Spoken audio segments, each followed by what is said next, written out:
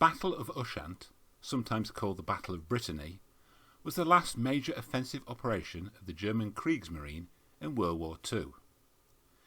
It was fought over the night of 8th–9th June 1944 by Ushant, a small island off the west coast of France at the mouth of the English Channel. The result was totally decisive and acts as a sad postscript to German maritime ambition.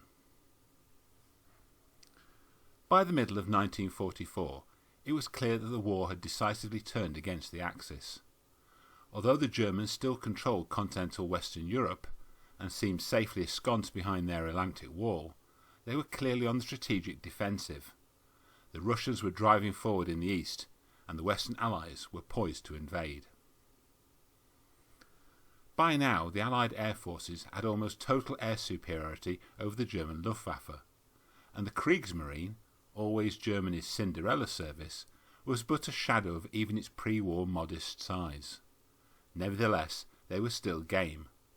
On June the 6th, D-Day, Vice Admiral Theodor Kranke, Commander-in-Chief of Navy Group Command West, headquartered in Paris, decided to concentrate his remaining surface assets at Cherbourg, from where they will be in a position to interdict the ships ferrying troops and supplies across the English Channel to the newly established bridgehead in Normandy.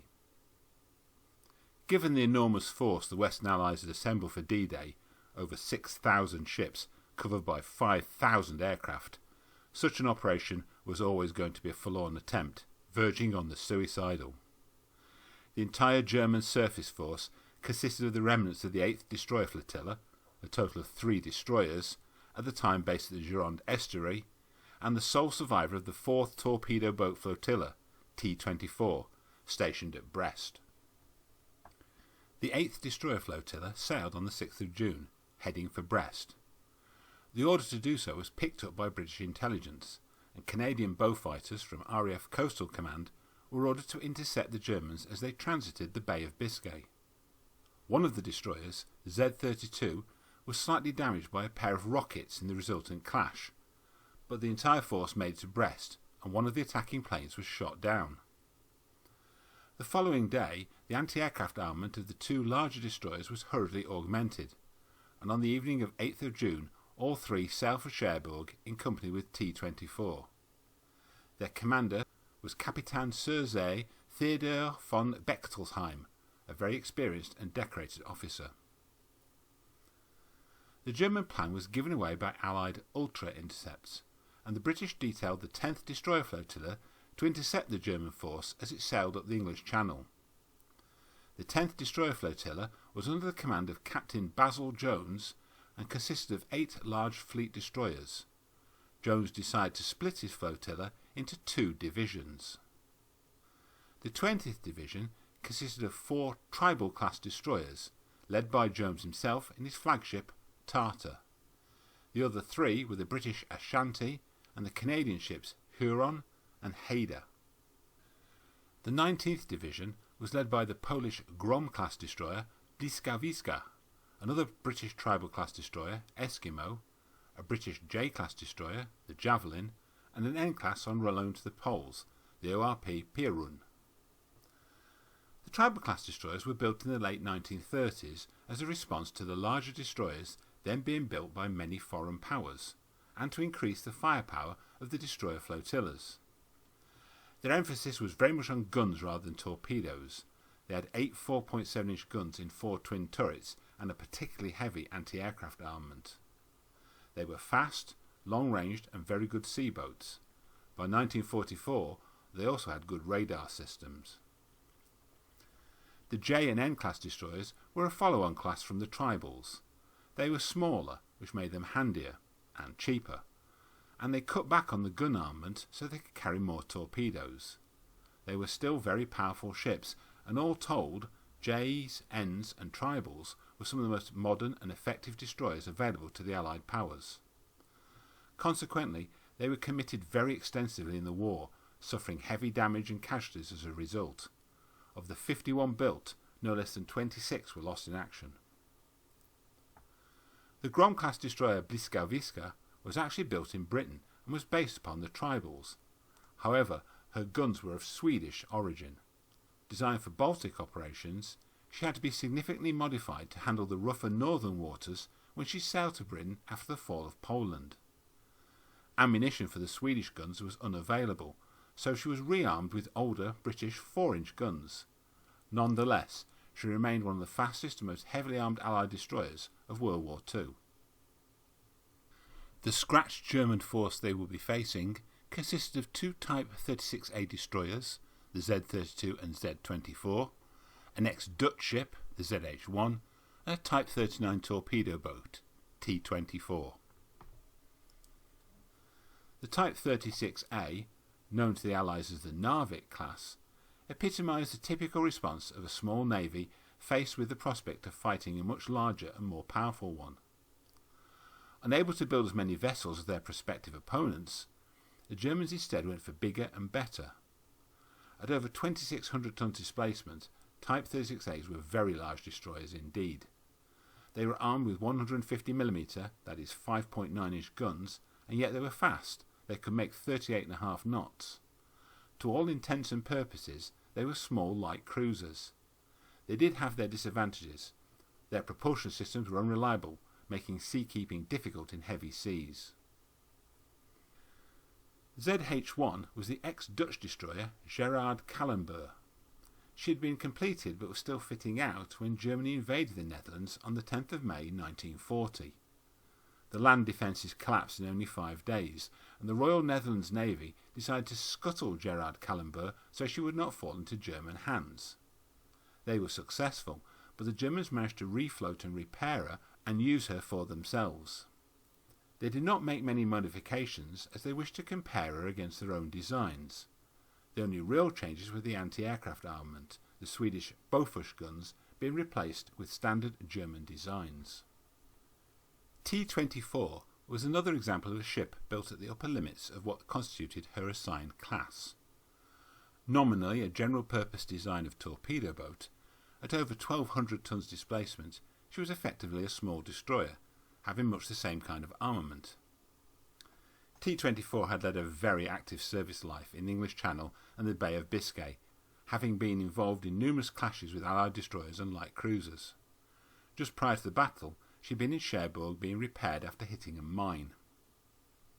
On the night of 8th-9th June, the 4 ships of the 8th Flotilla set out from Brest for Cherbourg.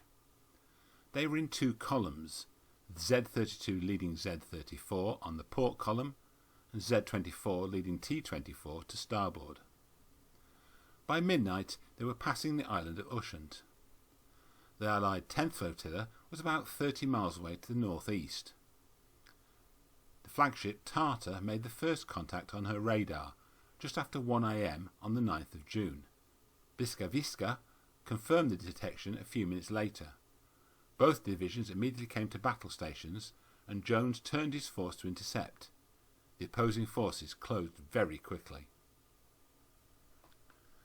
The Germans seemed to have been initially unaware they had been spotted, but given the nature of their mission and the huge amount of Allied sea traffic in the Channel area, they were prepared for trouble anyway. All 4 German destroyers were fitted with radar detectors, and it seems likely this picked up the Allied radar pulses and gave away the fact that Allied destroyers were approaching. The rate at which the 2 forces were closing began to decline, until at about 7,000 yards the German force was not closing at all. The Allies realised they must be turning to fire torpedoes, and indeed Polish radio picked up the German wavelength and actually heard the command "Achtung torpedoes," followed a few seconds later by "Feuer, Feuer, Feuer." Forewarned, the Allied destroyers duly took emergency evading action. Each German ship had fired a salvo of 4 torpedoes, apart from T-24, which lagging at the rear had no visible targets. All 12 were successfully avoided. Tartar then turned her searchlight on, illuminated Z-32 immediately, and opened fire. Both she and Bliskowiska hit Z-32 hard, and the 19th Division cut across the German lines. This was overly aggressive, and the division suffered significant damage from German counterfire. Tartar was struck several times, but was able to put out fires and maintain her speed.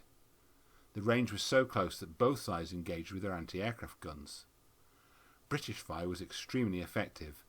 Z-24 was particularly badly damaged after only firing one salvo, being hit 5 times by 4.7-inch shells, as well as a storm of lighter caliber rounds.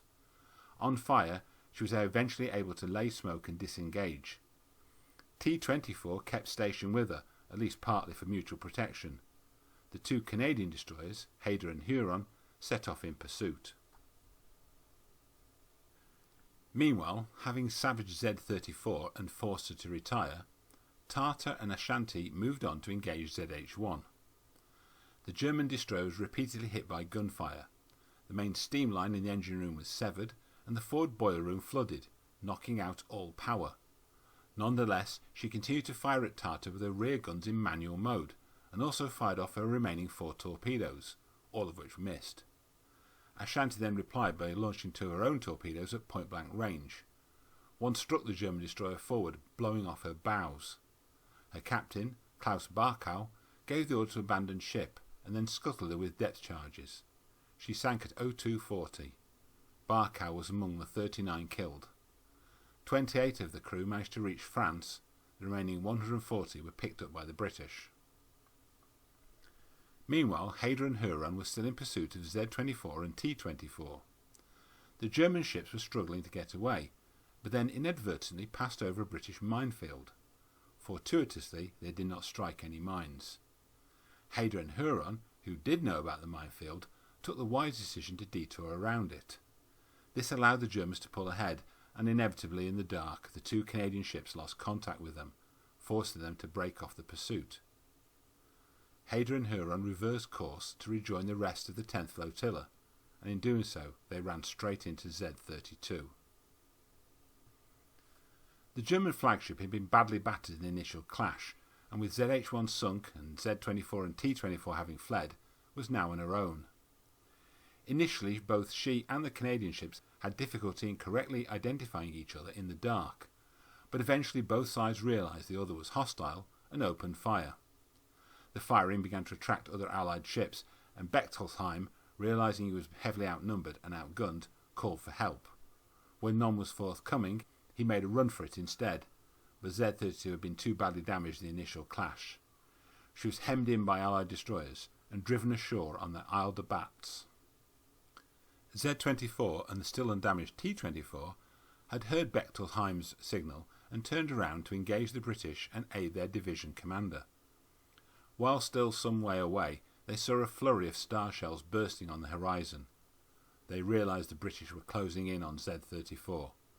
There was little that could be done, and Bechtolsheim gave them permission to return to Brest, which they did before daylight.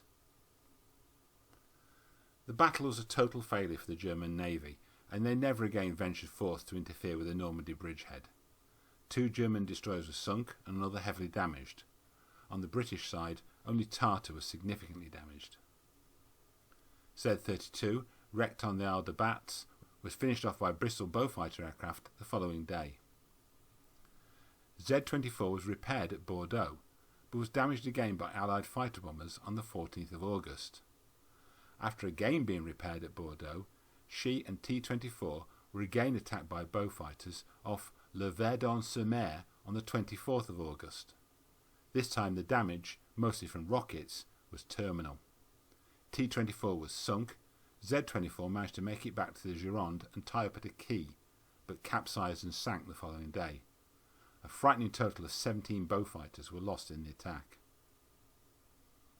All of the Allied destroyers survived the battle, and indeed the war.